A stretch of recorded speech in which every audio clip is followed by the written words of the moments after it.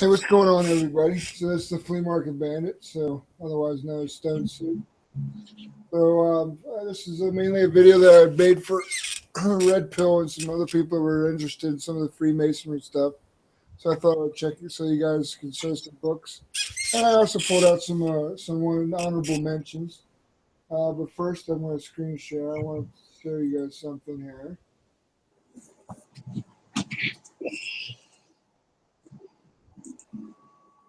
I am delighted to have a chance to say a few words about this administration's policy, which has been the subject of a good deal of discussion, acrimony, and controversy on wages, prices, and poverty. Now, I know there are some people who say that this is based on the President of the United States has been the subject of a good deal of discussion, acrimony, and controversy. I believe that the President of the United States is the honorary chair of the Great Secretary who say that this is based on the President of the United States has been the subject of a good deal of discussion, acrimony, and controversy. That is me. Sorry about that.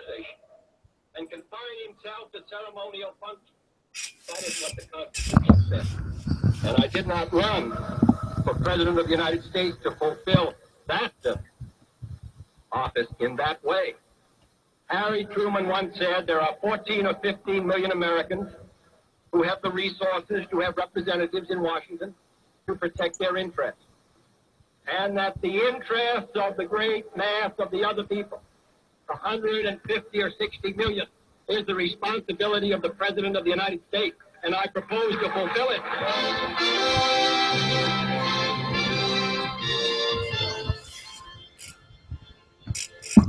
And then they killed his ass.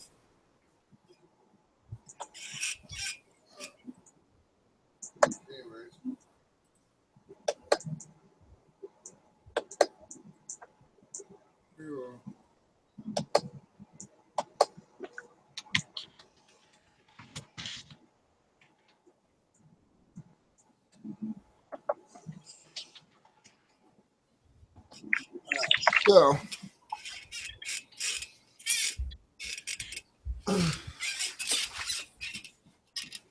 first thing we're going to talk about is we have some honorable mentions here. This one here is from Brotherhood, Nature's Law. This particular book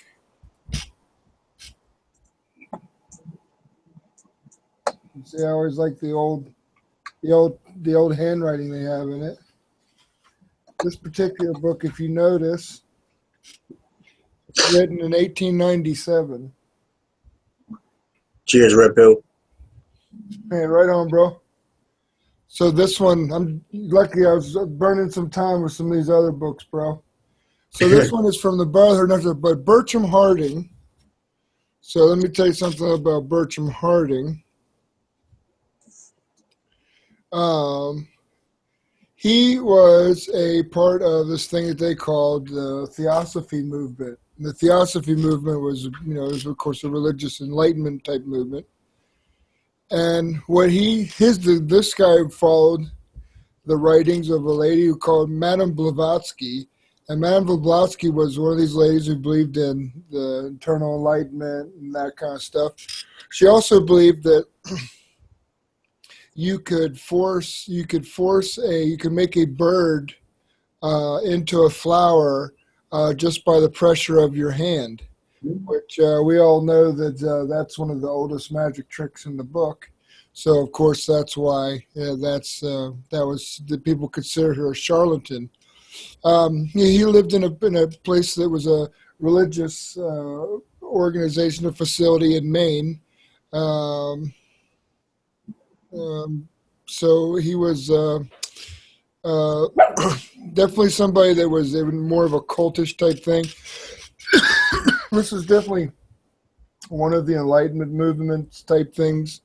As you'll see, there was a lot of them that popped up all the way from the mid 1800s all the way up until the mid 1920s, where psychic and occult belief was pretty much at its peak. Enough to its point that it made Houdini have his seances as jokes. So that's just an extra one I threw in. This is pretty cool. I thought you guys might. This is an extra little pamphlet I threw. And this is something that you probably would have found. This is from the 1950s. This is what they would call an airport, kind of like an airport handout. When you were back in the day, when you got after you got done taking your 3-hour flight and sat in an airplane after smoking a pack of cigarettes while drinking your beer next to your kid that wasn't in a seatbelt the whole time, you would get one of these.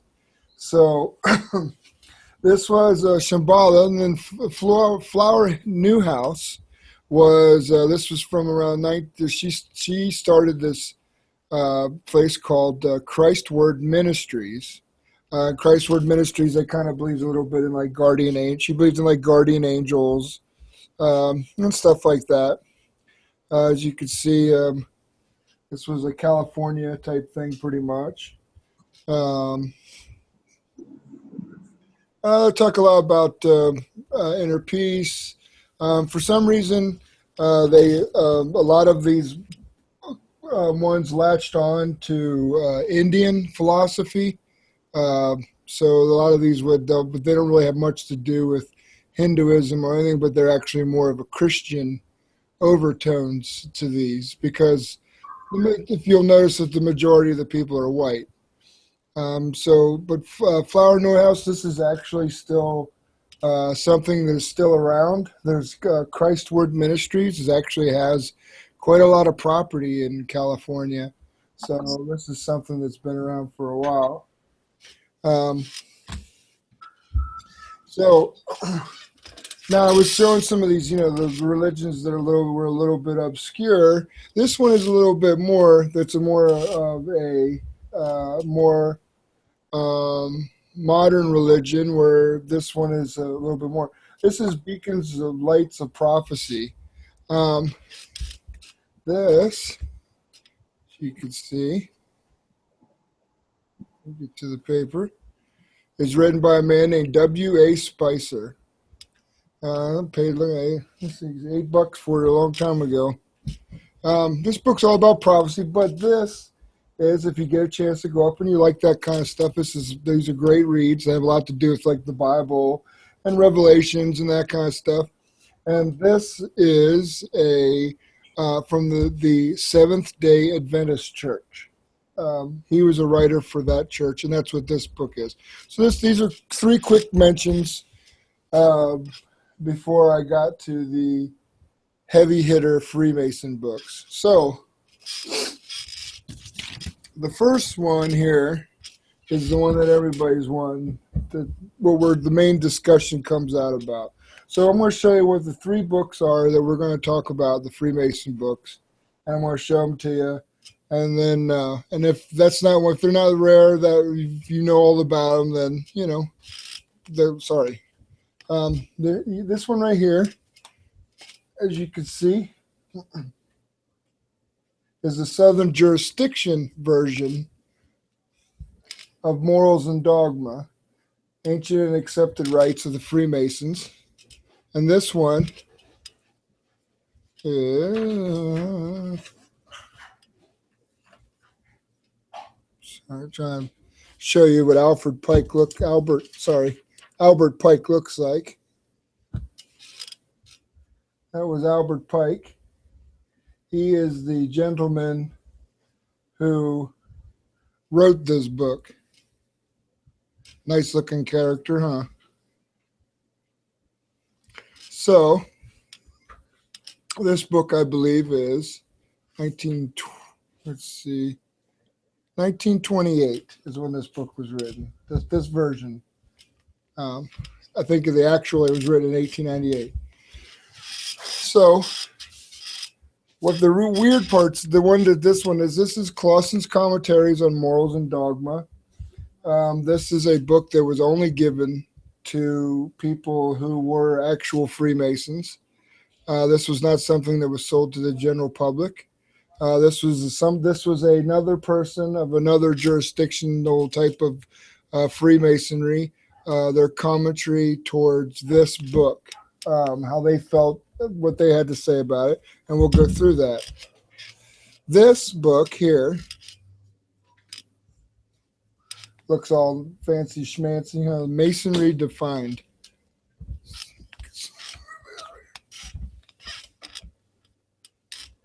Is Masonry defined?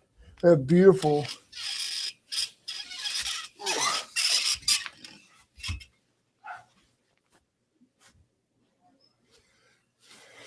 Absolutely beautiful, beautiful cover.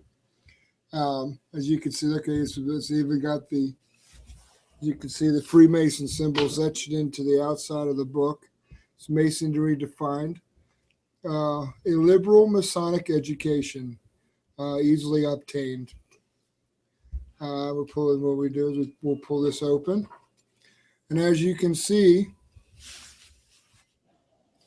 as this was something that was given to Freemasons, for, they call them either altar Bibles or altar records or that kind of stuff.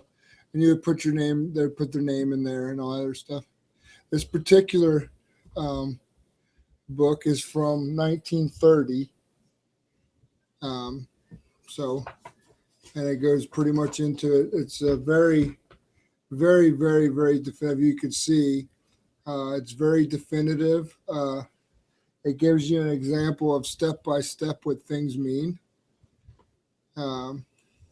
which is pretty. It's very extensive knowledge is in this book, as far as Freemasonry belief goes. So,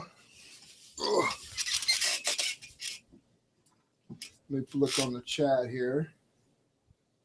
Apologize. There you go.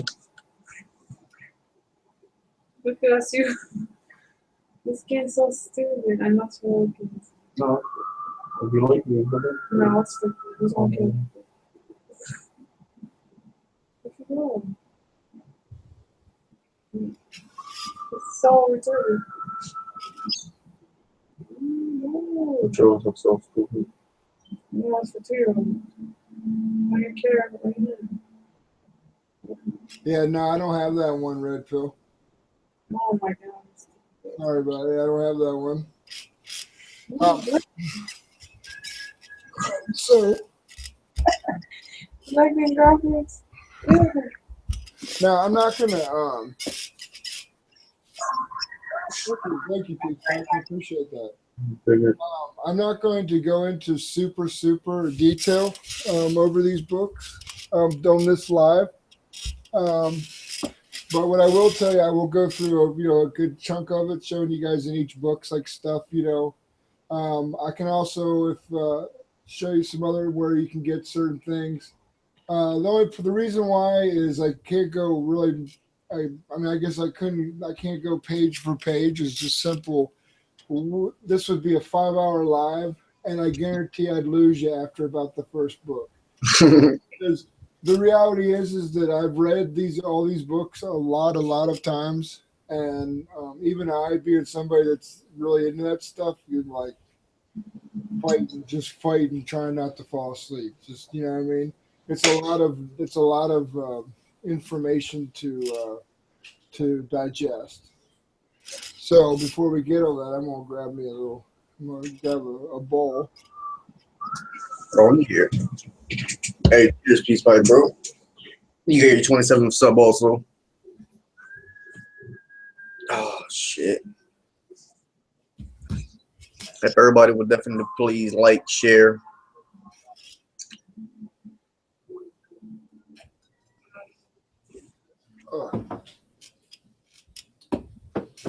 Yeah, let me load this up. So actually this one here, let me show you some. This guy here, Clausen,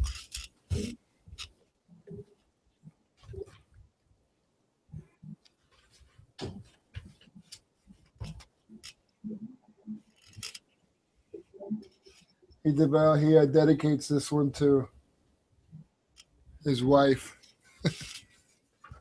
So anyways, this is one of he would have been, he's the 33rd degree. That gentleman right there is the 33rd degree Sovereign Grand Commander of the Supreme Council, Mother Supreme Council of the World. He's the Sovereign Grand Inspector General in California. He's the past Grand Master of Masons in California. So this guy's like pretty much, he's as big as they get. He gave it an estimation back of what this book was to him. Because what you're going to come to find out is that Albert Pike was a racist asshole. I mean, you know, he was a Confederate general. I mean, he wasn't. Lucky if my cat watch. My cat.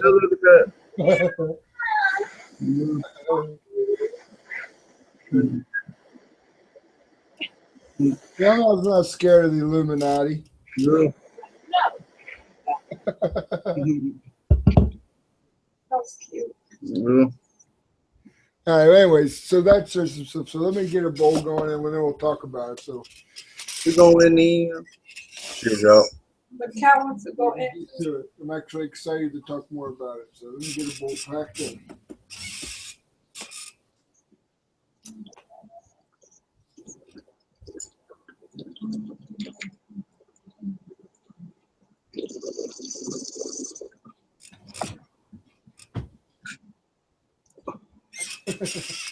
And just to let you guys know, it's just because I'm doing this live that we're smoking.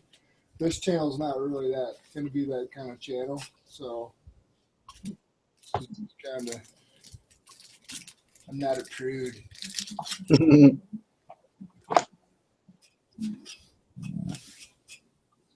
I just didn't want to see you subscribe to like, oh, it's just another weed channel. No, I don't want to wait.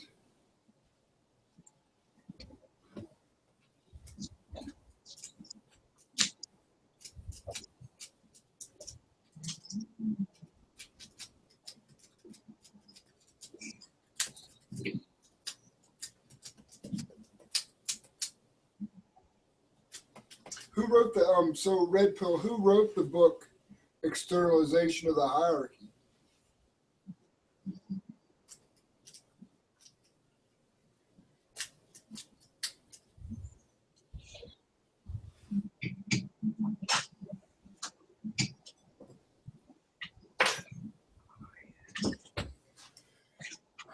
Cheers.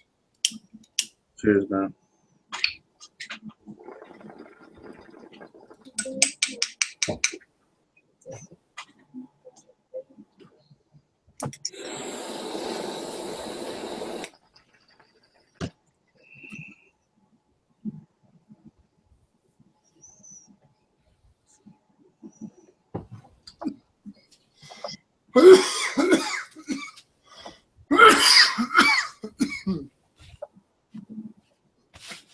Okay. So this book, Morals and Dogma, is considered, a lot of people is considered a guideline, a basic guideline for Freemasons. You do have different, people. You have all kinds of different kinds of Freemasons, Masonic orders, all kinds of stuff. I mean, you have the Order of the Fat Bastards. I know it sounds funny, but there actually is one called that. So there's tons and tons of different people, organizations calling themselves stuff. So even though this is just Southern jurisdiction, this is a Southern man's idea of Freemasonry.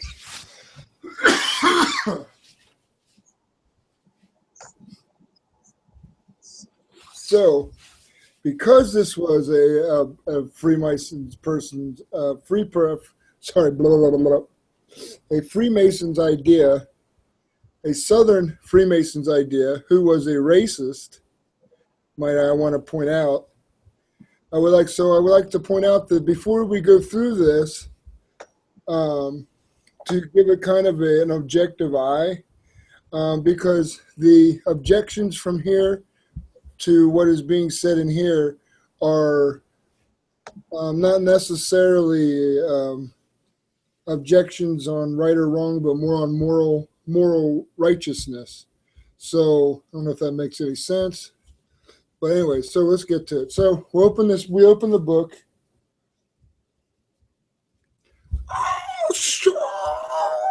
Hear the screaming souls of thousands of people. Look at that crisp page. It looks pretty good for something from the 1920s. So here we open it up. In the front of it says, Morals and Dogmas of the Ancient Accepted Scottish Rite of Freemasonry, prepared for the Supreme Council of the 33rd degree for the Southern jurisdiction of the United States and published by its authority. So then we have here the preface about this. He originally wrote this book. Hey, little buddy, quit. He had originally wrote this book in 1871.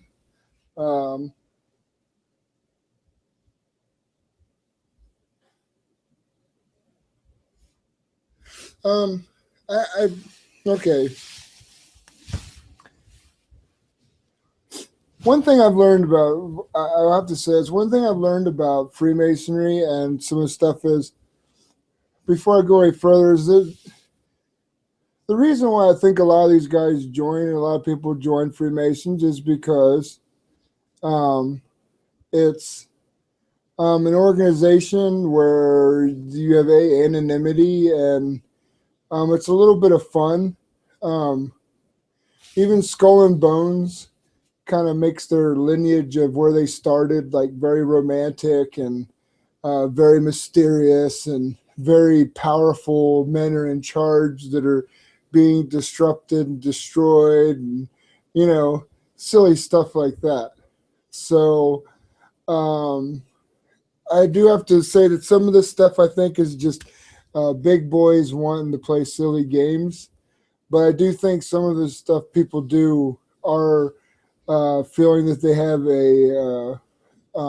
an ethical responsibility, or I think they call it esoteric responsibility, to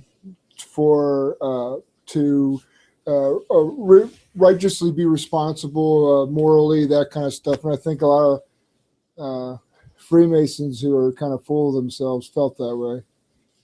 Anyway, so go to the preface.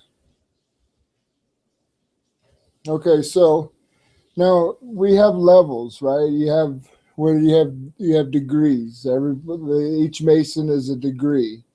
So each one you have. It seems like I'm a little bit out of focus. I apologize. I'm not sure why. Maybe it's the way my screen share is. I apologize. Maybe it'll come into focus later. I'm not sure. But this book right here, it has a little bit of talking about it here in the beginning about what the book is. And then it tells you what each degree is. So I'm going to go ahead and let you know what each degree is called, in case you can't read it. So a first degree is an apprentice. A second degree is a fellow craft. A third degree is a master. A fourth degree is a secret master. A 5th degree is a perfect master. A 6th degree, intimate secretary. 7 is a provost and judge. 8, intendant of the building. 9, elu of the 9. 10, elu of the 15. 11, elu of the 12. 12, master of architect. I just want to say some of those are fancy words for you're the dude that stands at the door and goes, have you paid your dues? Oh, you have? Okay, yeah, come on in. That's like some of these guys, that's what it is. So it's not like, that's what I mean about the embellishment of standard or whatever. I don't know. So anyways, so what was it? 11, 12, master architect. 13, royal ark of Solomon. 14, perfect elu. 15, Knight of the East. 16, Prince of Jerusalem. 17, Knight of the East and West. Now you're probably all going right now, what the fuck is that? that's what this book is telling you. This is giving you an introduction into telling you what these titles are called, and then this book, as you'll see later on, gives you the explanation of what these things are. Now, again, like I said, it will be better if I breeze through this one and then show you the other ones, because a little bit more in depth, because they're more specific and they're not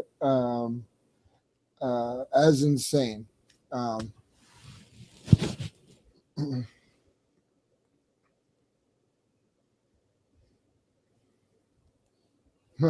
Thank you, Eloise.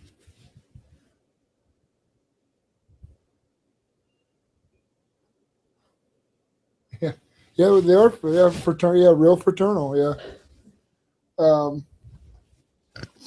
So let's see. You have yeah. Prince of Jerusalem. 17th is Knight of the East and the West. 18 is Knight Rose Crooks. Pontiff is 19 is Pontiff. 20 is Master of the Symbolic Lodge. 21 is Prussian Knight. 22 is Knight of the Royal Axe, or Prince of Libanus. I could be pronouncing that wrong. 23 is Chief of the Tabernacle. 24 is Prince of the Tabernacle. 25 is Knight of the Brazen Serpent. Ooh, that sounds badass. 26 is Prince of Mercy. 27 is Knight Commander of the Temple. 28 is Knight of the Sun, or Prince Adept. 29 is Scottish Knight of St. Andrew. Woo! 30 is Knight Kadash. 31 is Inspector Inquisitor. Ooh.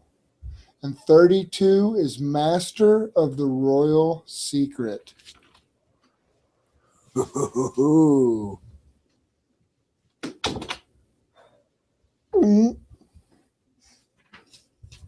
What? No 33rd degree? Uh-oh. No, it's the mystery. Ooh.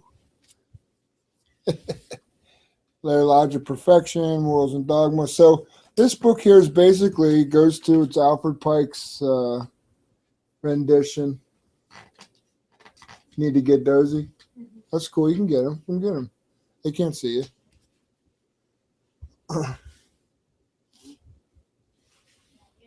So as you can see, what's going on, Tree Channel? So as you can see, what I was talking about is each one of these will have an understanding of what each one is. So it gives, each one gives his assumption of what he thinks that degree is supposed to be. So I'll give an example here. Let me find a chapter.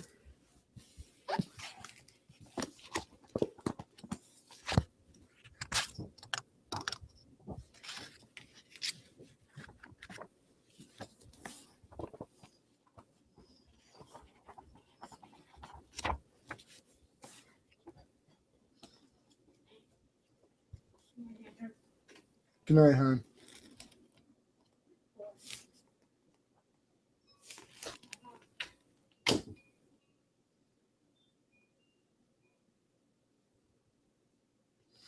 This is what I mean by as definition of what one person's of analysis of things, of how they take a difference of ideas, how they will take a religion and adapt and take what they pieces of it and add it to their own, like almost every other religion does. And this book is a good example of how he brings into symbolism of the elements of, like, even Asiatic or Hindu and some of those type beliefs, because those types of things bring a kind of a mysticism to religion, as that there's more mysteries. So it makes it that what it does is it sets it up perfect so you can go, well, it's all in his hands. So anyways,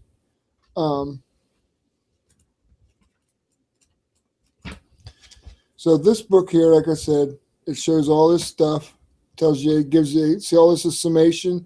It'll tell you everything theologically, how it thinks, how it wants, all that kind of stuff. So here's a book that I'm just telling you guys that I see a lot of people who are on YouTube and stuff that talk about right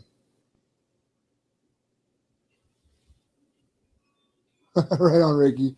But there's some people, but I want some people to read it, or if they wanted to, they have the ability to be able to find this literature for themselves. This book here itself, Morals and Dogma, this one here is a little bit more of a rarer one. The older it gets, it's a little bit more rare and a little bit more expensive. But you can still actually find Morals and Dogma pretty easily. Different copies of it on eBay or that kind of stuff. So now this is where we've looked at the view of the Southern person. So this is something this is what I was talking about earlier with the red pill stuff. This is stuff that the general public, it just did not. This is just not something the general public. The only reason that I even have this was because I got this at an estate sale, and the family, it was from a family member who had passed away. So I was lucky enough to get a hold of that.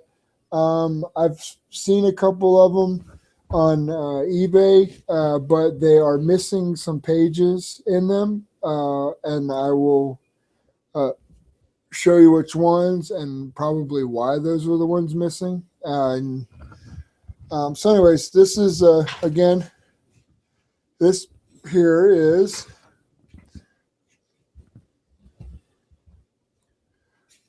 Clausen's Commentaries on Morals and Dogma by Henry C. Clausen, 33. Sovereignty is the Grand Commander. This dude, like I said, they don't get any bigger than this. This is a pretty big dude as far as in the Freemason world. So this is this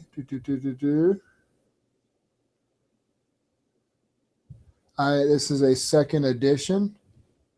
They did a first. So there is 150,000 copies of this book out there somewhere. So this right here will show up this picture. This picture is the House of the Temple of the Supreme Council of the 33rd and last degree of the ancient and accepted Scottish Rite of Freemasonry of the Southern Jurisdiction of the United States of America, erected to God and dedicated to the service of humanity. Salve Frater. So, pretty good. They actually did some pretty cool. They actually did some pretty good stuff as far as building stuff went. What's going on? Thank you. So there he is in all his splendor. Would that look familiar? Orthodox cross. I see so many people talk about symbolism. You can just look at all that and be like, yep. So I always laugh when people are like, those people are Illuminati. I was like, have you ever seen like Freemasonry, actual Freemason symbol? It's kind of silly. People are, but anyways. So here is his table of contents. Introduction. What is the Scottish Rite? Our historical roots. So this is something that is very, very. You have this is a book that was meant for Freemason view. That was meant as to. So this person who's obviously been a Freemason for an incredibly long time, his interpretation of this book. I want to tell you this. This is the way that this is written, and the way that this is explained to people. This is why I'm going to enjoy showing you this one, because this is very explanatory in what he's talking about. So here we are with talking about all the degrees. These are the illustrations, which you'll see.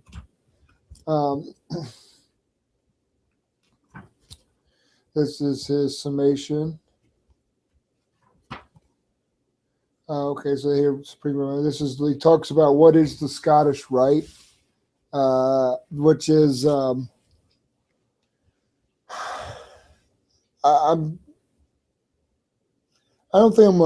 think I'm going to not go into all that stuff, just because I still have a lot of pages to go through and I can show. This is one of those things where if you see something and you need to look at it again, just pause the video. Right on. Cheers, bro. Look at that fucking rip. God damn, Hazel. I got rips, man. So, if you need that, just let me know, and then that way you can pause it, or if you can't read or something that way. But anyways, the Scottish Rite talks about the historical roots.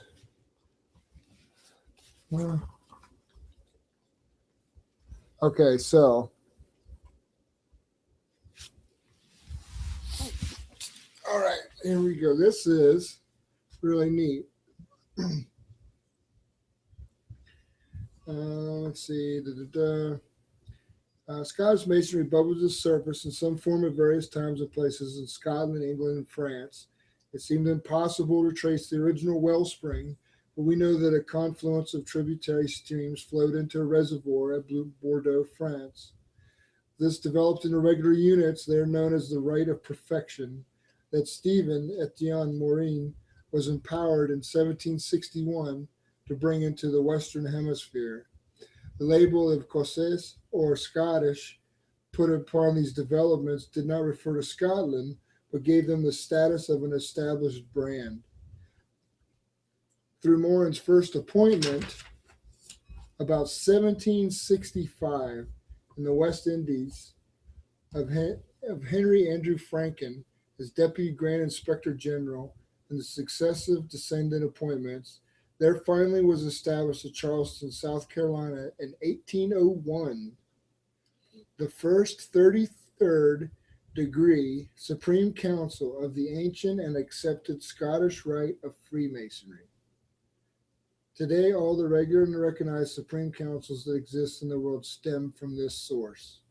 So there you have the source for that part. And then it tells you the provinces, of course. A lot of these other ones were in France. Bordeaux is 1732. There's ones where they're talking about separate lodges. They confer the higher degrees may have been desire to limit the membership to those of the Christian faith. They wanted more people that were free thinkers. I think they didn't really want people of Christian faith. I'm not sure. These lodges may have been set up as refuge and bypass from cruel operations under the famous papal bull and amenity, of 1738 that decreed a ban and punishment on Masons and Masonry and anyone who helped them.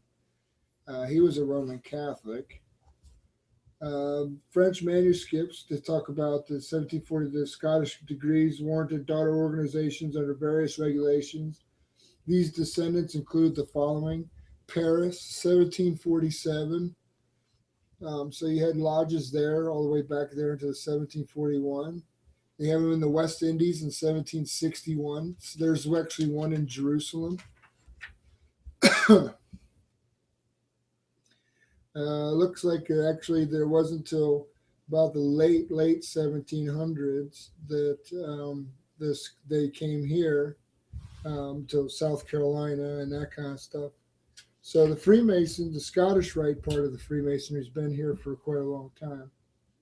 So this book here, it gives a complete, absolute complete history of it, which is pretty amazing. All right.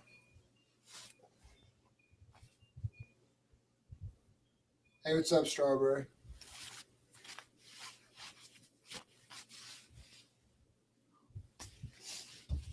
This So, anyways, that's all the boring shit. So this is the good stuff.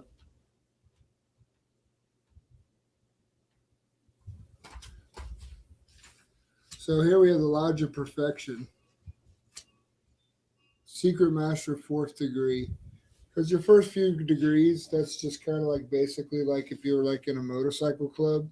And the motorcycle club was like, you know what I mean? You gotta like hang out with us for like 6 months. Just so we know you're not a bitch.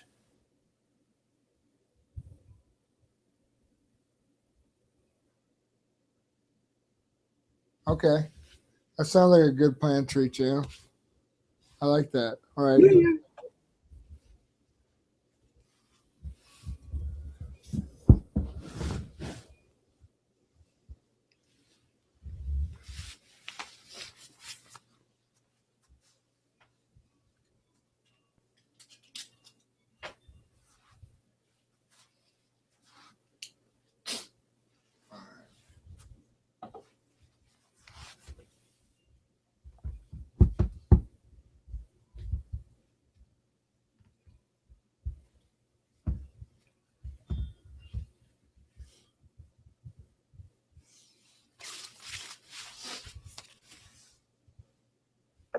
Oh yeah.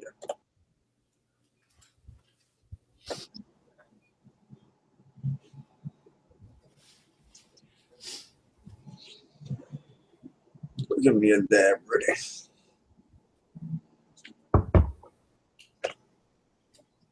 We going in. So what we going in on? We going in.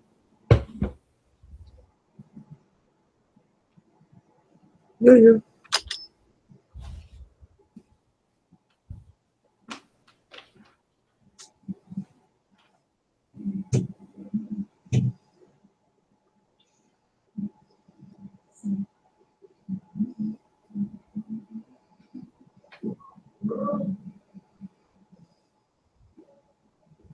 Yeah, this one right here is the same thing.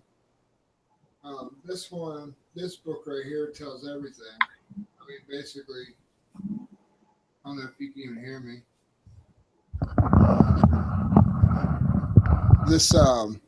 This one tells basically everything. Yeah. Yeah, it just sucks. It's not like very it's not very like picturesque. It doesn't explain like there's a lot of stuff in there, like the book in there. Like if I was to talk to probably about like half of the stuff that's in this Alfred Pike book, people would be like, what the fuck's this guy talking about?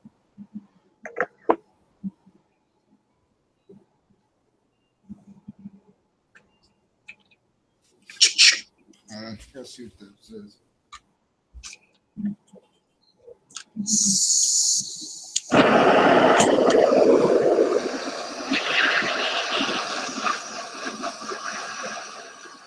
Oh yeah, sure, Red Pill. Yeah. As soon as I'm going to take one real quick down here, and I'll show you those pictures. I just want to go through them. I wasn't going to read it all. I'm going to put in the for everybody that's been watching. I'm going to put in the link. I'm going to put in the link places that you can buy these books if you're more curious about them yourself. Like I said, this one right here might be a little bit harder to find than some of the other ones. Masonry Defined is a pretty hard one to find, but there's plenty of copies of Alfred Pike's Morals and Dogma. Cheers, everybody.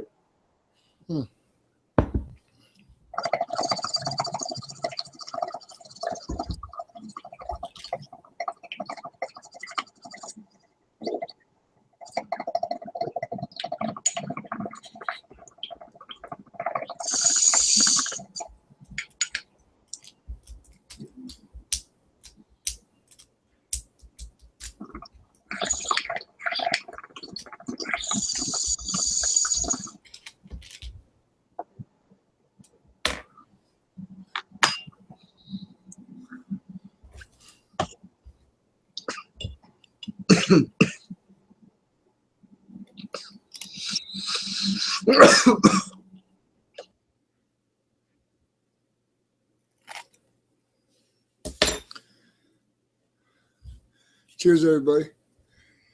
Cheerio. Oh, crap.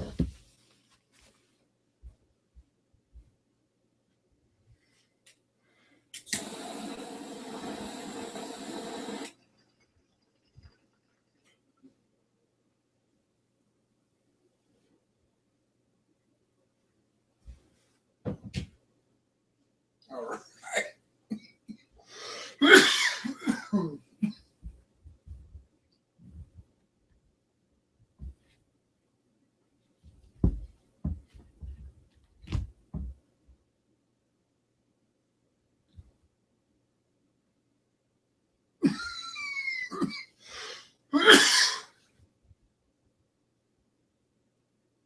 Okay, so I'm going to show all these pictures for you, Red Pill Man.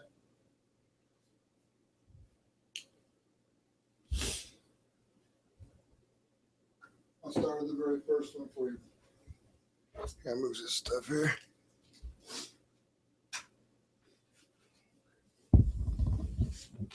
I was very lucky one time, Red Pill. I was fortunate enough to get an old altar Bible. It was from the mid 1800s. It had about 300 prints in it of absolutely gorgeous, gorgeous prints from a German artist of Freemason scenes that were just absolutely gorgeous. I bought it from this lady who was a missionary for like $20. That was so I was so happy. I was so lucky, but yeah, hard times. Sold it, but I sold it for about almost $500,000. All right, so here we go. Secret Master here we go. Fourth degree.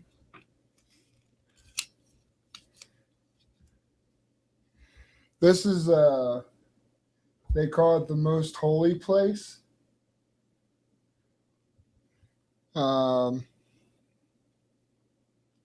This is from a Bible verse in Kings.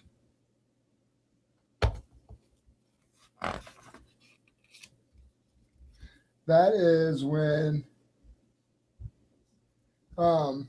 this is when you are a fourth degree. There's what you wear. This is when you're sash, you're this, that. This you wear that around this. This is what it would be.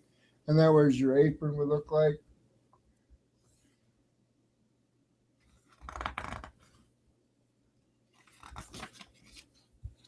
Perfect math, fifth degree.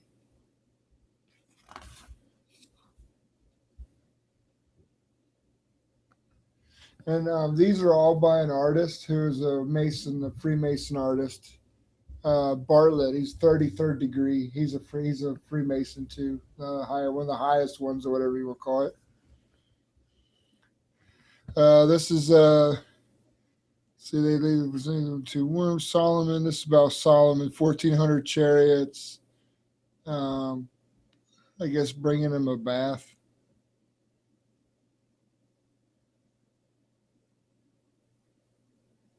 Huh. I guess that's a big deal. I don't know. Oh yeah, yeah, they're pretty neat. Yeah, there's also a Freemason lodge right here, right down the street here.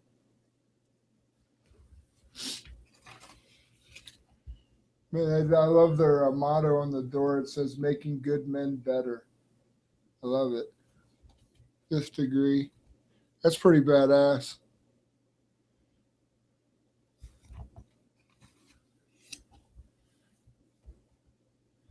Intimate secretary, sixth degree.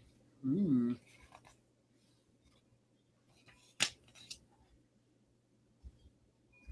This is King Hiram about to kill the captain.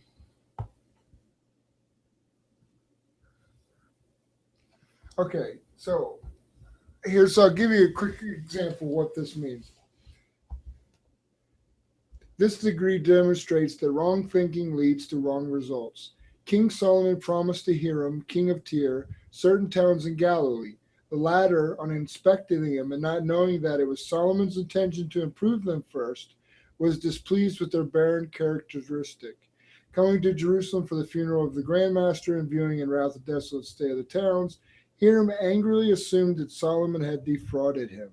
Seeing him thus enraged, the captain of the guards feared for Solomon, so stationed himself that in secret he could observe the audience chamber. Hiram discovered this and enraged remonstrated to Solomon, who denied the surveillance, but Hiram revealed the spying captain and about to kill him was prevented doing so when Solomon promised a fair trial for the offender. These are all basically the wise words of fucking King Solomon, which even most people, most archaeologists come to the conclusion that Solomon was a word that meant wisdom. So when they talk of the King Solomon, they're using it as a metaphor for the word of wisdom, which I think that a lot of the Freemasons are too. Hey, right on, Devin. It's good to see you, bro. Good to see you. So here we got the 6th degree.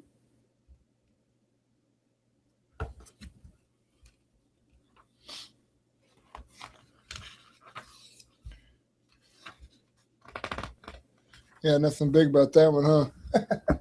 There you got. All right, that's cool. Some 7th degree. Look at that. This is cool. This looks like those old, like Prince Valiant comics that were like in the back of the big Sunday comics. I freaking love Prince Valiant. Prince Valiant was on there, and then right below Prince Valiant was the big Ripley's Believe It or Not section. They'd always have like stuff like crazy shit over there. It's pretty cool. Anyways, I digress. So this is about law and justice. Of course, here we are with the. You'll notice the theme of King Solomon very much here in this. So yeah. So 7th degree. 8th degree.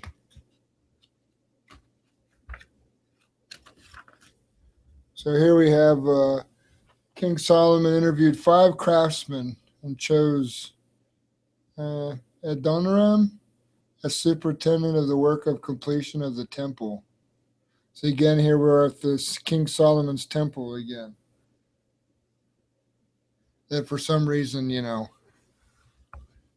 it's just kick fucking ass. I don't know. It's weird. We got the 8th degree. Ooh.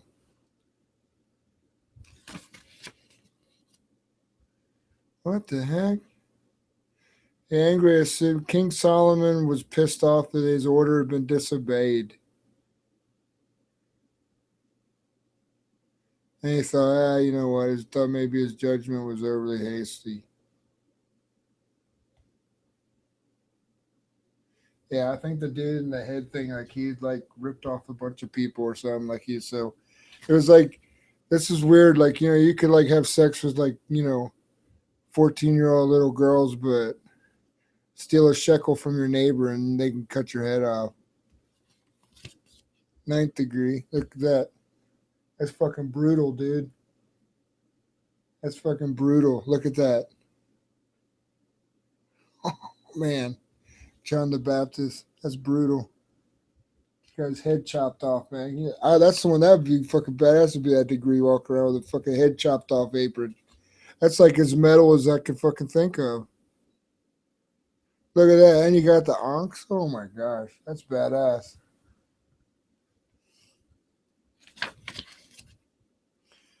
Tenth degree. Okay, here they are. This is they're building it. They're looking for some murderers. And then there's looks like Little Lord Fauntleroy's dad. It's either Little Lord Fauntleroy's dad or that's Dagwood. I can't make out. Look at that. That is brutal too. Look at that shit, dude. Their heads are on a pike. over some freaking like altars and shit.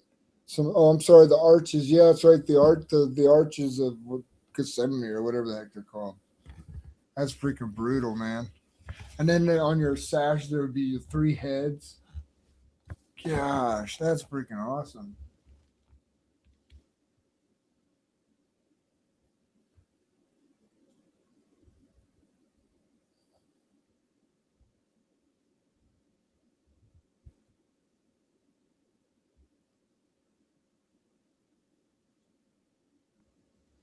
Yeah, right on.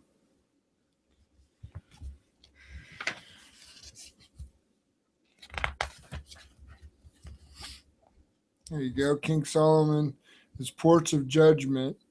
Upon the advice of his friend, King Hiram of Tyre, King Solomon chose 12 men to serve as governors of vice regents over the 12 tribes of Israel.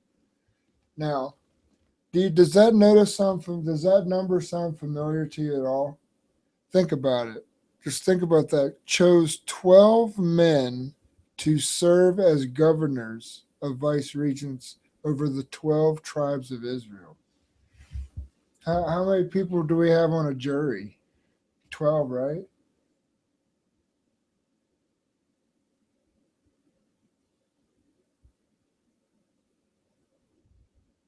Teardrop. Pretty brutal. Dude's in his underoos too with a sword. That's brutal. It's a flaming heart. That meets the order. So that's really pretty. Some of the because you know the belief about those of the first Mason goes all the way back to the original. Goes all the way back to the original pyramids.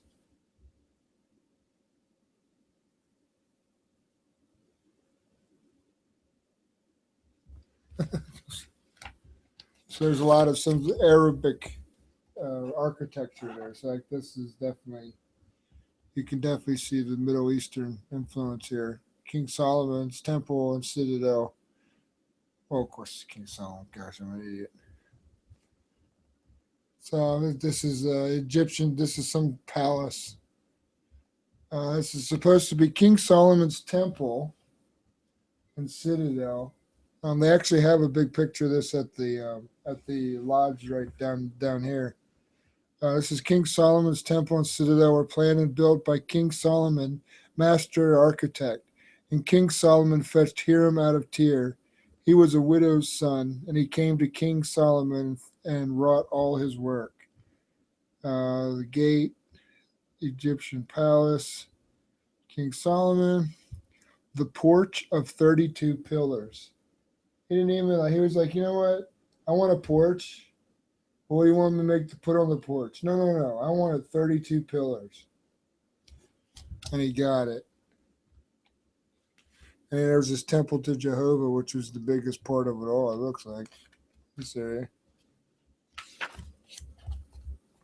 12th degree. Ooh. Workmen find engraved sign of the ineffable word. Oh no. You guys just saw it. Can you handle that? Because now you know the word. Now you know what God looks like written down.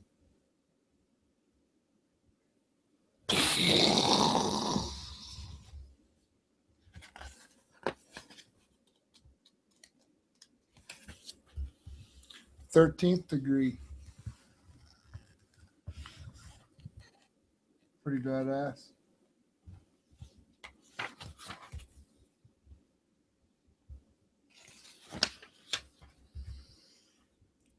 The guardian of the ineffable word.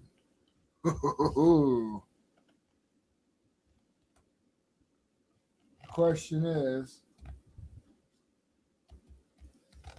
if that dude came after you, would you really be scared? Or would you just think he's crazy? I don't know, maybe, I don't know. 14th degree. Pretty cool.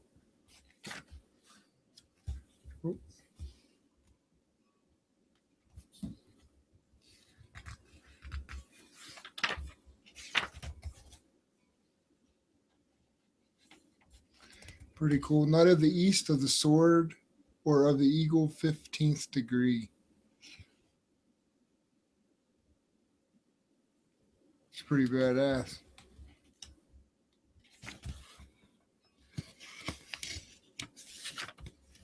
Ooh.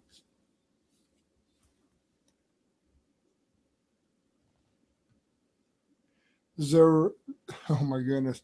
Zerubbabel in chains before the Persian king Cyrus the Great. He looks all right. Huh.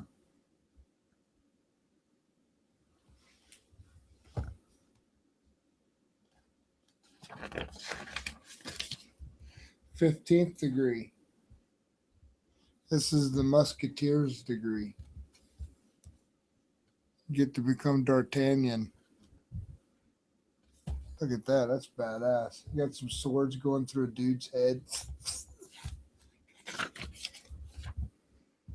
16th degree, Prince of Jerusalem.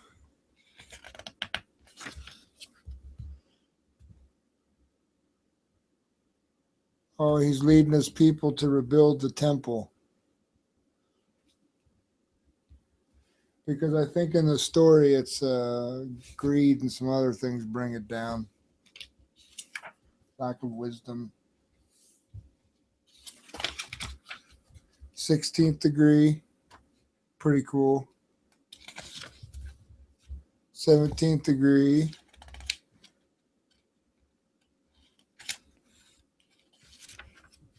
Whoa, that's badass. Look at that.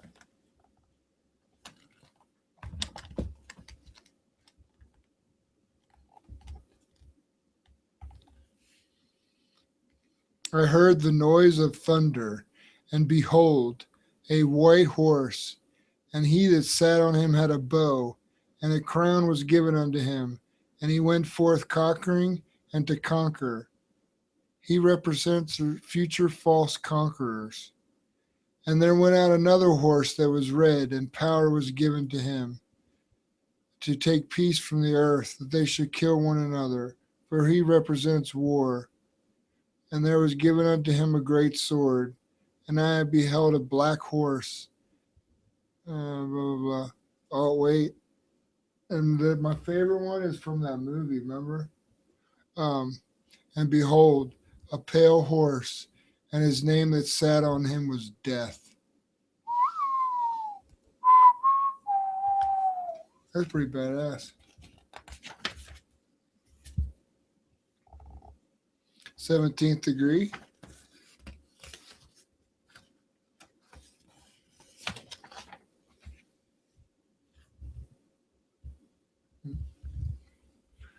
Uh, 18th degree. My friend of mine has a painting of this in their living room that was done by one of the persons in one of the lodges here. Absolutely beautifully done. Beautiful. Very beautiful. This is badass. This is according to the Encyclopedia of Freemasonry by Albert G. Mackey. This was an order of crusaders instituted among the Knights Templar in Palestine in the year 1188 AD.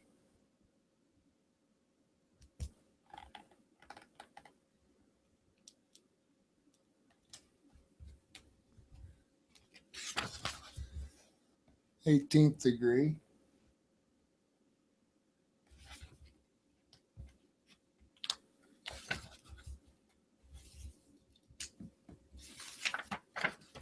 Ooh, that's pretty cool.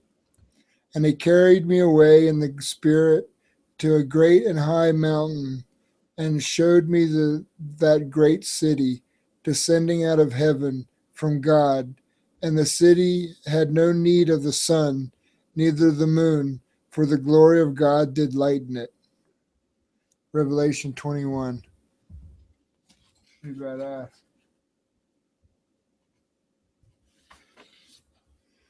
19th degree. Whoa. 20th degree.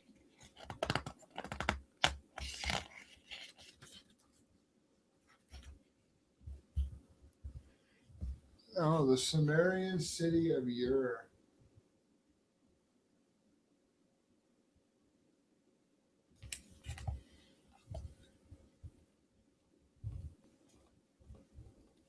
Doesn't it look like she's like, really, darling? No, seriously, darling. I love it. I love it, darling.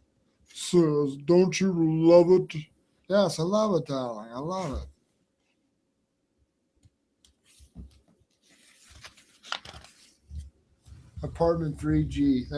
Remember that? That was a silly comic. 20th degree.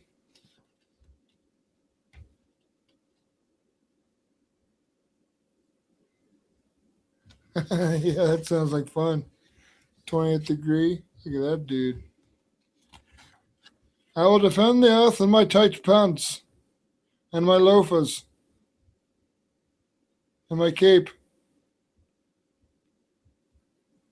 So I'm making an oath. 21st degree. Oh, Knight Royal Axe. Prince of Leather, 22nd degree. Uh-oh. I hear him again.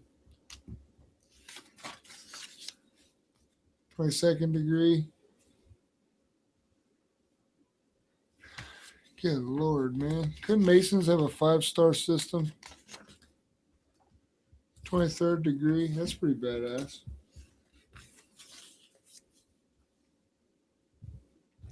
Oh.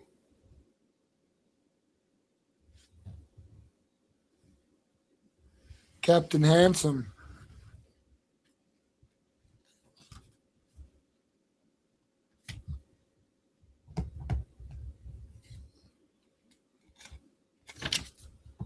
'24th. Oh, that's the altar. Hey, there's the Ark of the Covenant. I bet you if you look closely, you could probably see Indiana Jones around here. Do. Whoa, that's badass. So this is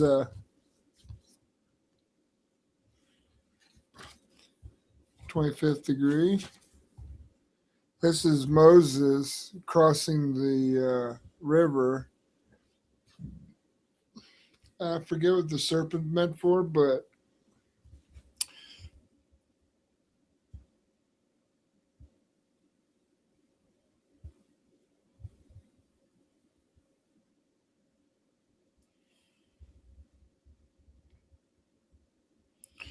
I was saying he sent a bunch of serpents. God did. He sent a bunch of serpents, and then they were like, nah, fuck that. And he said, if you believe in God, like, they're not going to mess you up. So Moses survived, but a bunch of them other ones died. Prince of Mercy. Yeah, obviously the first one. There we go. Look at that racially sensitive. See, this degree portrays that the one supreme God has been known by many races of men. The Sumerians, the Egyptians, the Medes and Persians, the Hebrews, Kabbalists, the Druids, and Norsemen, the Brahmins, the Muslims, the Buddhists, and the North American Indians all believed in God as the one supreme ruler and creator of the universe. This belief, held by the earliest guilds of operative Masonry nearly 6,000 years ago, is the same belief held by modern Freemasons today. What? They're not Satan worshiping children, killing people? What happened? It's weird. Thank you, 6 viewers, for hanging out. Appreciate it. 26th degree. 27th degree. There's Prince Valiant again. This is Knight Commander of the Temple. 27th degree.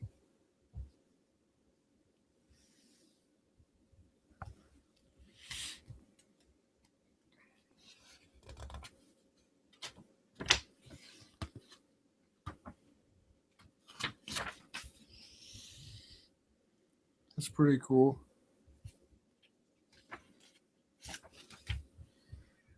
28th degree.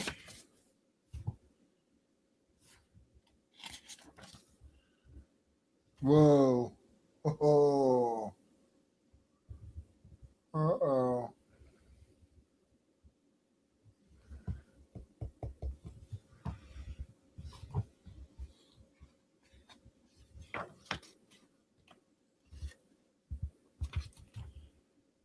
Twenty-ninth degree. Pretty sweet. The knighting of a knighting. Oh my goodness, tongue twister. Tongue twister. The knighting of a knight of St. Andrew. There we go. 30th degree. Whoa.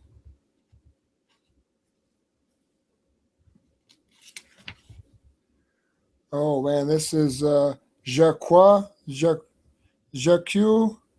de Molay, Grand Master of the Order of Knights Templar, burned at the stake for refusal to violate his vows and reveals the secrets of his order. From the left, that's supposed to be the King of France, Philip IV. The executioner in his black hood, Jacques de Molay, Pope Clement V, who had been compelled to order the destruction of the Templars, a priest menacing the condemned knight with a crucifix in the rear, a soldier with the papal guard's steel helmet and battle axe. So again, here we are with the certain symbolism. All right, bro.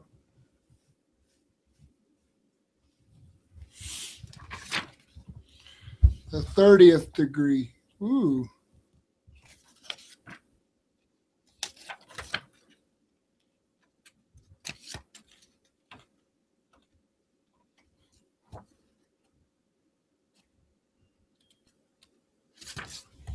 The 31st degree. Now, I'm going to warn you guys that what you're about to see right now, only a few people in this entire world have ever seen.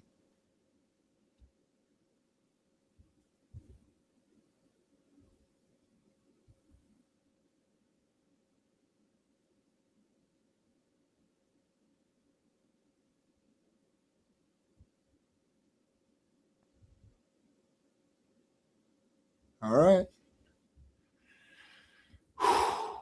31st degree. The good ruler Osiris, who had been foully murdered, was raised from the dead. He is shown being conducted to his wife Isis and her sister Nefertiti.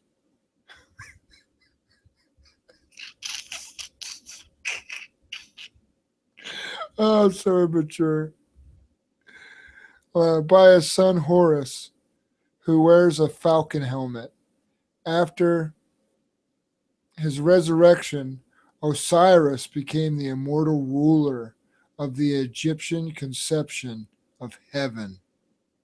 Below is shown the allegory which exemplifies the weighing of the soul.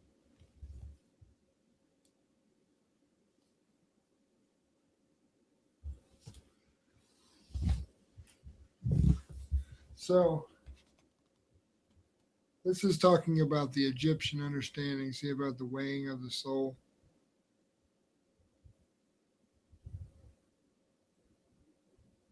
I mean, that's nothing. People will know about that.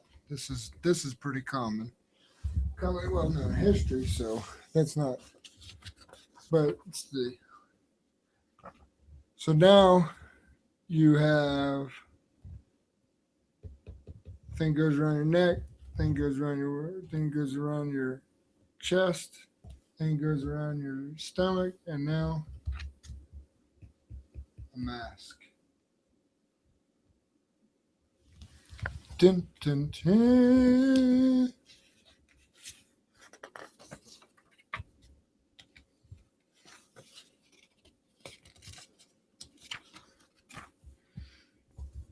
32nd degree. All right, so this is the law of balance operates throughout the universe and holds all things in place. Today, as it was at the time of the initial creation of the entire universe, the balance of equilibrium is the ultra activating force in the internal plan of the omnipotent. This is the master of the Royal Order secret, 32nd degree.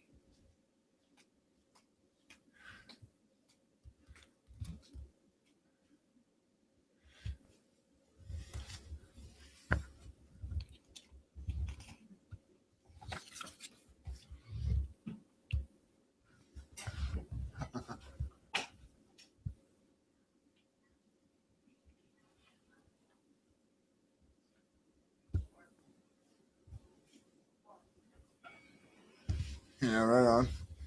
32nd degree.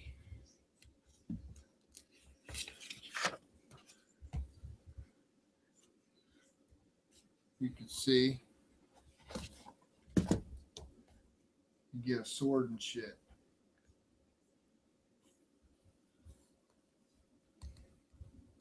Science now confirms these ancient truths and the wisdom of the ancient mysteries. Outstanding scientists have confessed their confusion and inability to comprehend basic inquiries through a rational approach. Faith healing are confirmed medical facts.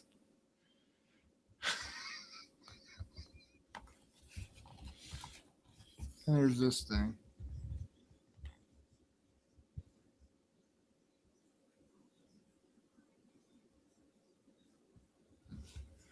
But see, this is why I want to point something out. See, everybody, a lot of people keep talking about how this is such this evil and all this other stuff. If you don't notice, this is an extremely almost Christian overtone.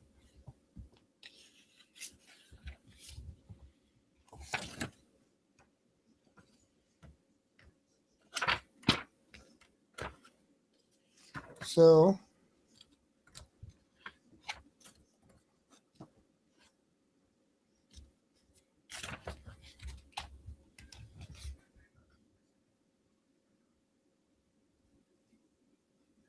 yeah, damn science assholes.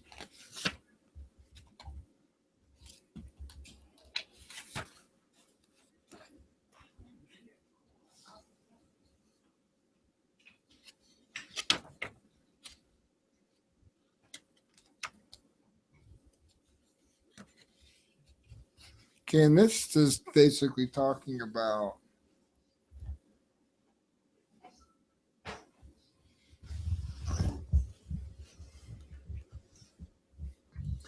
as far as definite authentic visual illustrations about as far as what King Solomon looked like.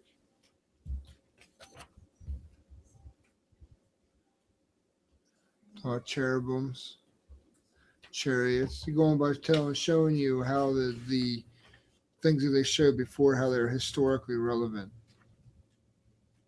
Where the facts come by from their verses into historical and all that other stuff.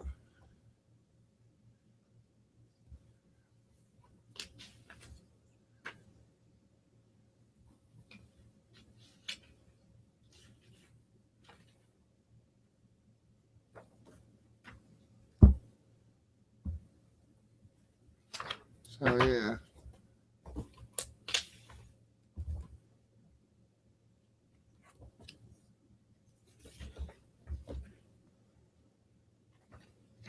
Oh, Great Nebula in Orion. That's where that was from.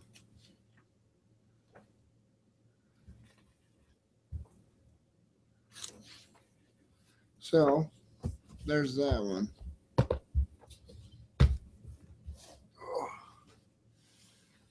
So Red Pill, do you want me to go through the other one? You want to check out the other one? Yeah.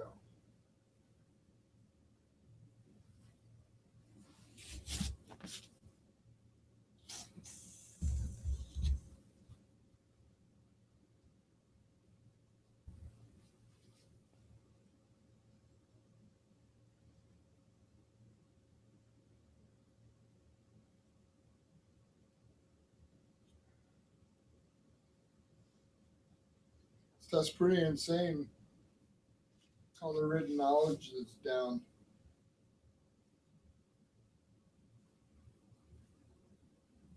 All right, cool.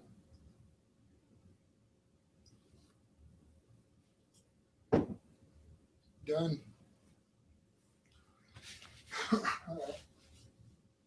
Let's go through this one. No, this one again. This is kind of like one of these books that you would get at. Push this back.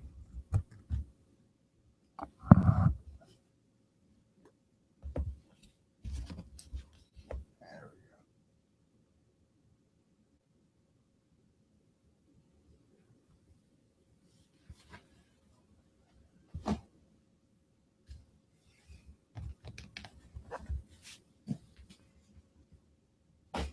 Okay, I apologize for the long pause. I was putting some stuff up. Here. All right, so we'll run through this one real quick and then call it. I think we're probably on it for a while. So, okay. Masonry defined by Johnston. We open it up. As you can see, got a little bit of water damage, which kind of sucks. Well, what can you do? This is I bought at a flea market for I think $10 for the book, which I think is more than worth it. This is compiled from the writings of Dr. Albert G. Mackey, which this book here is the best way I can describe it to people is this book here is like if you ever seen the movie Beetlejuice and they die and they have this instruction booklet and they have to read the instruction booklet, otherwise, bad things can happen.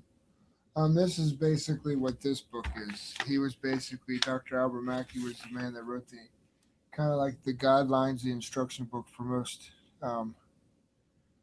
Freemasons that were of a Freemasonic order, not necessarily Scottish Rite or that kind of stuff.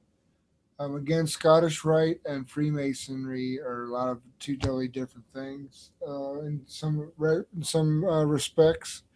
So kind of just remember that. Remember that. So here you have this is put out by their own company. It's a spell book.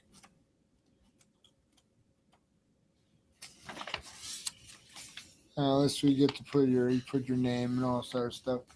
I've had a couple of these, and I've only again found maybe one or two with actually names in them. It's weird. This was like they said. This one was 1930 when this one was made.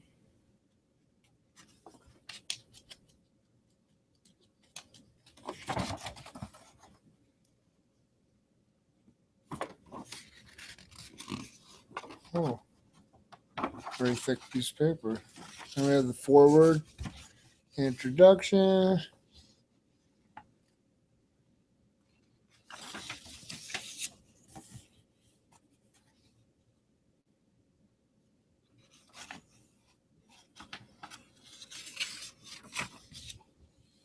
All right, there you go. So,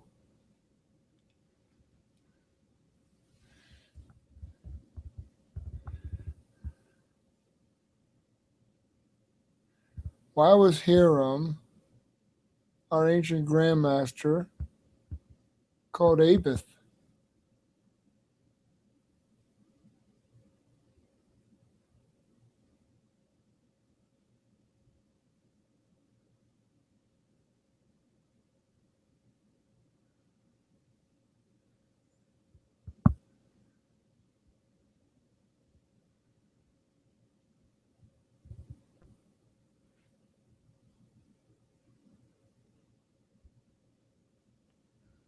Yeah, see how, so here is basically the answers, the actual, these are like the secret answers.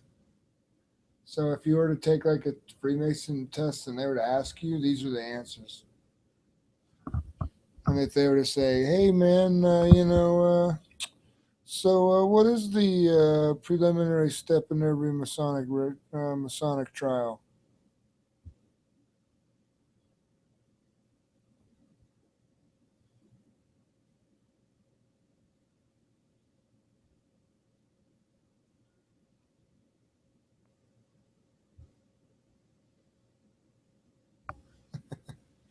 Anyways, so here we go. Some answers.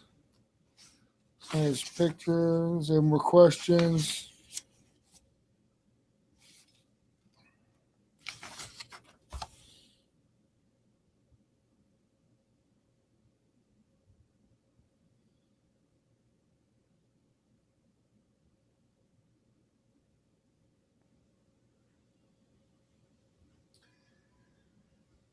I want to point something out though. This book tells you that you cannot be an atheist and be a Freemason. It says here,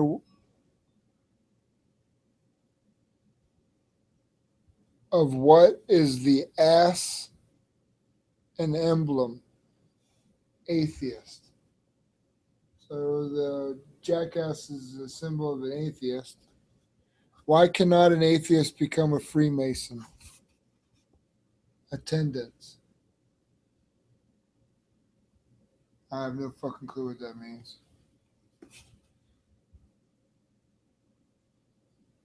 So there you go, man. Atheist, you're out of shit out of luck.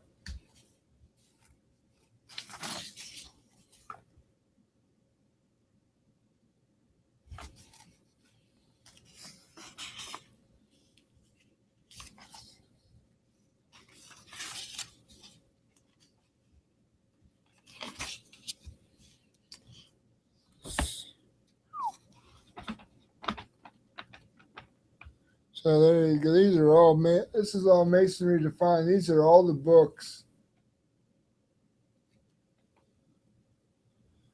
These are all basically the answers to the questions that you would have if you were asked the tech questions of a Mason. So this book here, Masonry Defined, if you can find it, is one of the ones that tells you the answers majority of the questions. Because again,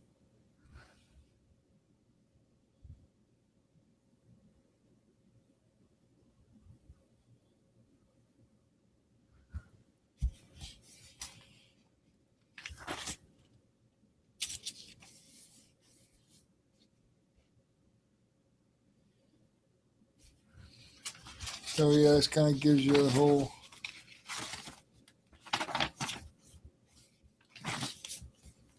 And here,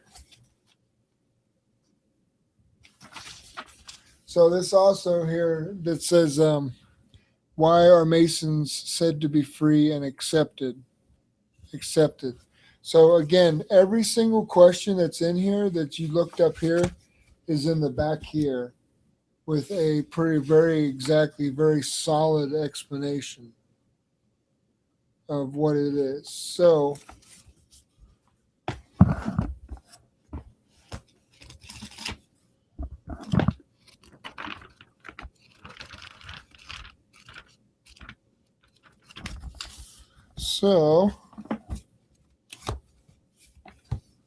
there he is.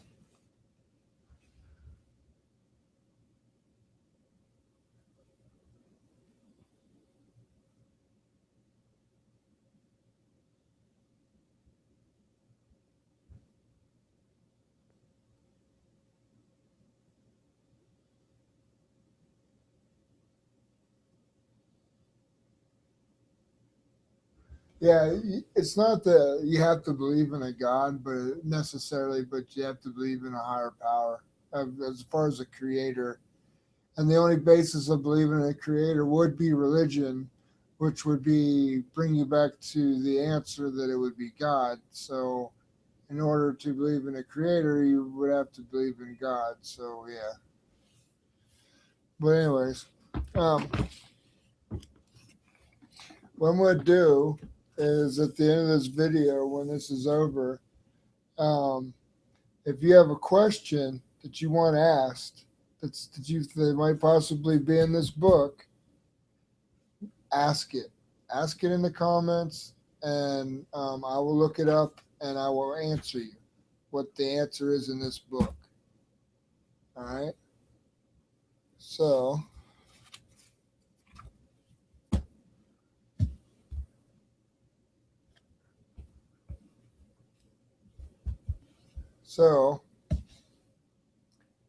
there you go, Red Pill.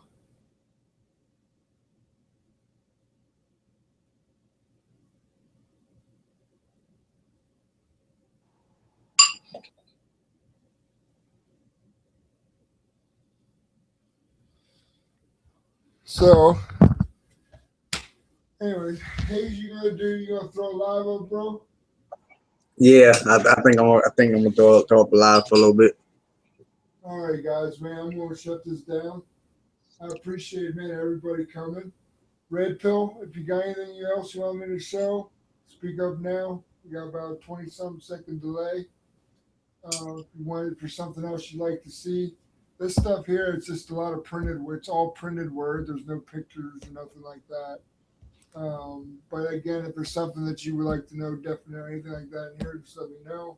I will gladly look it up for you. Let's see.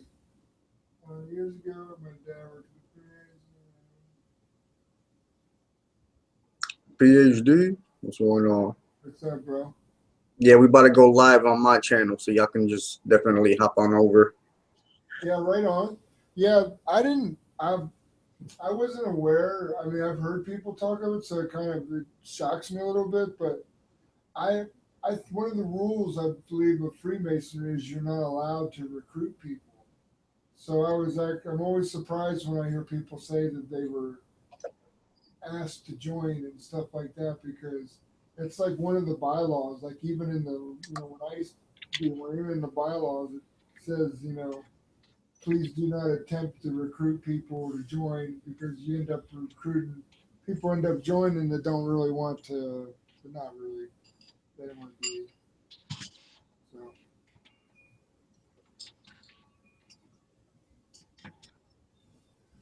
what do I think of this book?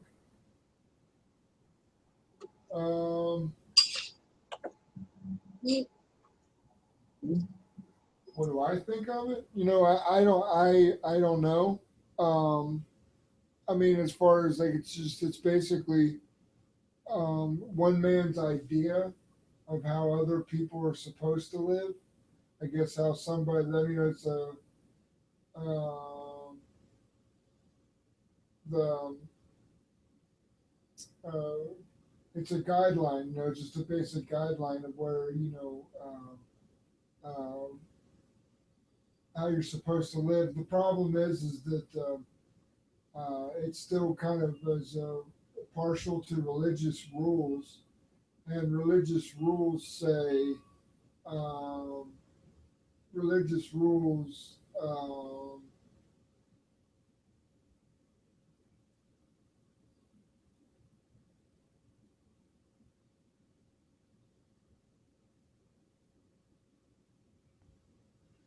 I have to think about that, bro. It's just one. I don't know. I don't. Yeah, that's what I. That's what I. When I did it, when I joined, it was because I wanted to. In my opinion, it had nothing to do with wanting to take over the world or any of that silly shit like that. But what it did have to do with it was that I did want to be a better person. I want to be a better human being. I think it only takes most people just a few minutes to see true suffering to want to change things in the world. So, and I have to admit, the majority of the people, regardless of their identity religiously, that I've met that were Freemasons or into that kind of thing, were usually pretty good men. Um, Usually better than the ones condemning them, if you want my opinion. Uh, but anyways, when we'll be over here, we're gonna be over at Hayes' hanging out, smoking some doobies and stuff. So come hang out. So I really appreciate it, man. Pill, dude, I'm glad that you got to check some stuff out, man. I'm glad everybody got to come hang out. I really appreciate that. Thank you very much. Thank you for the people that came and sub to my channel. It's a new one. I do stuff like this once in a while. So, anyways, thanks for everybody for stopping by. This is the Flea Market Bandit. I'm always looking for sales and tails. Later.